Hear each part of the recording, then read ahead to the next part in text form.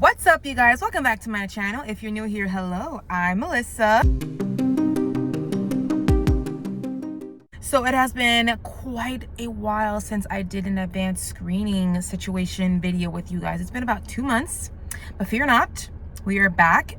And today I am watching Wicked. So disclaimers before we go ahead and journey over there.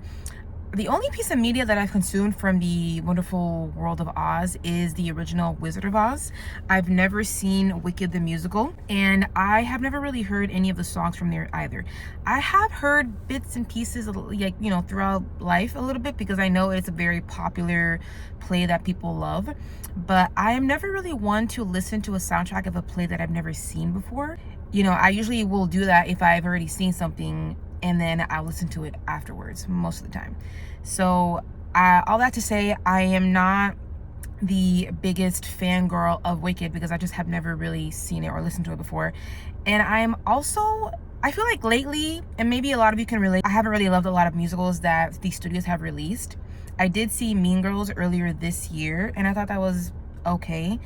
And then the last several that they have released, I think they have released In the Heights. I didn't really watch. What else did they release? There was the remake of West Side Story. I didn't watch. Didn't really watch Wonka. I feel like in the last several years, it has not been my thing. It has not really been in my wheelhouse to go out and watch these musicals. But I don't want to go ahead and say I dislike and hate musicals. It's just not really been my taste for the past several years. But I got a screening for this, and I know it is very popular. It is a very well-known and well-loved musical play, so I'm curious to see if it can transcend the non-musical lovers and also make me be able to love and be a fan of it as well. Or maybe I'll be lukewarm about it. I don't know.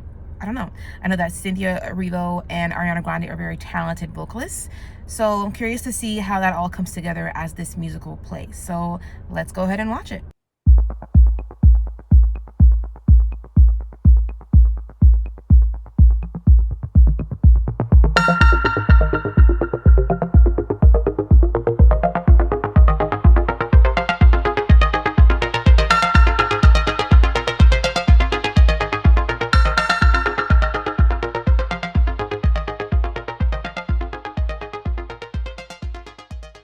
Hey, what's up, you guys? I'm right back from the movie theater.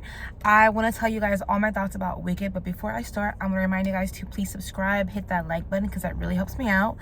This season of fall, I plan to cover the show Silo with 2 of my friends, and I'm also going to cover Sex Lives of College Girls over on Max. I'm super excited for those 2 TV shows to be back, because I'm not much of a TV watcher. It takes a lot to capture my attention because there's just so much television out there that it really takes a lot to be able to get me to sit down and like binge a whole show. So if you guys are interested in that, go ahead and hit subscribe and hit the like button, as I said. All right, so Wicked. So again, remember that this is coming from a person who has never seen the play. I've only seen The Wizard of Oz. I haven't read any of the books. I know there's like, what, 14 or 15 books out in the universe. And I do know that Wicked is basically fan fiction, which I love that. I love when people can be inspired because of watching something or reading something, and you want to be able to see how a story turns out if a character made a different decision. I totally understand that, because I, back in the day, did used to read fan fiction.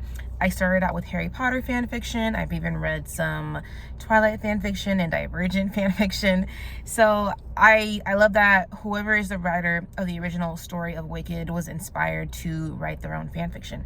Some people may kind of look down at that, but I think any work of art is always inspired by someone else, so it is what it is. I think for me, my favorite part about this was the characters, because in my opinion, the plot kind of leaves a little bit to be desired, but the characters of Elphaba and Galinda, aka Glinda, are the ones that kind of anchor this story for me. Because while this is the world of Oz, it's very big and fantastical and magical. It didn't always really feel that way.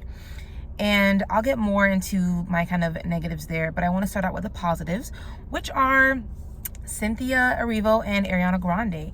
I think they really kind of embraced the roles that they got cast in.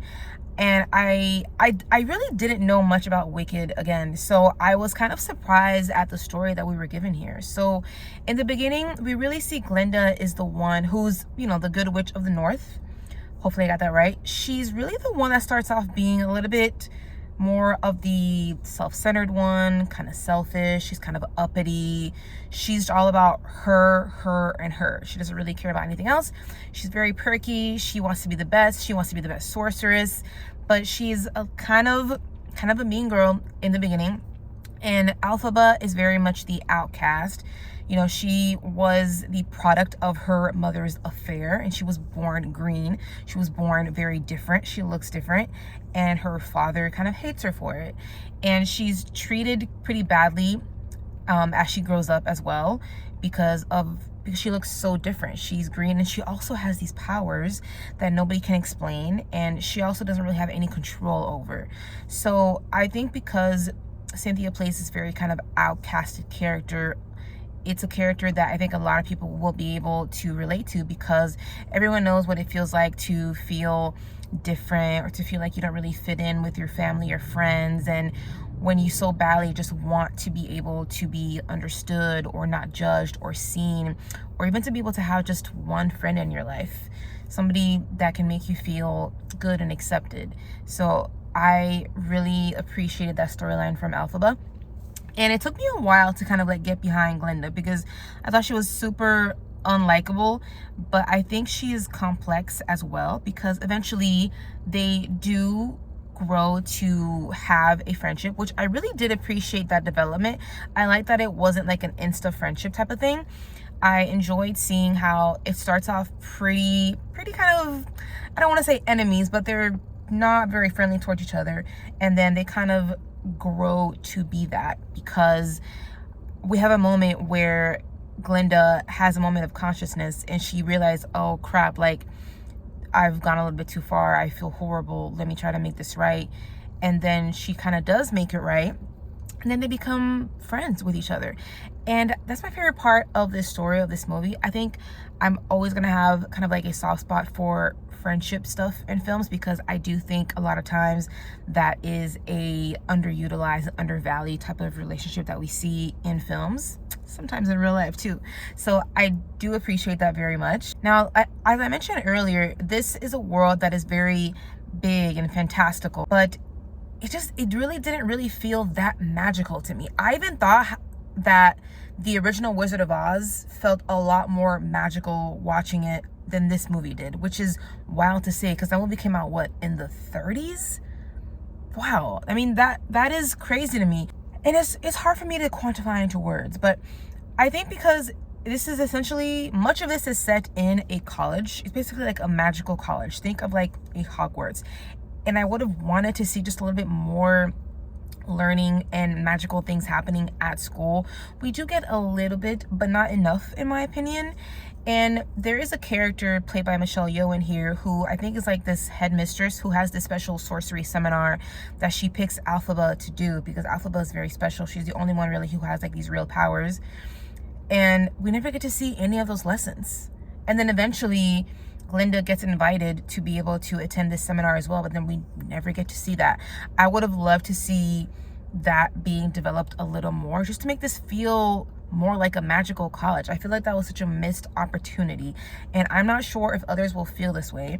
I can tell you right now, I could tell there was a super Wicked or Wizard of Oz fan sitting next to me, because when the movie was over, this lady was the only one in my row like, yes, shouting big, kind of like hurt my ear a little bit.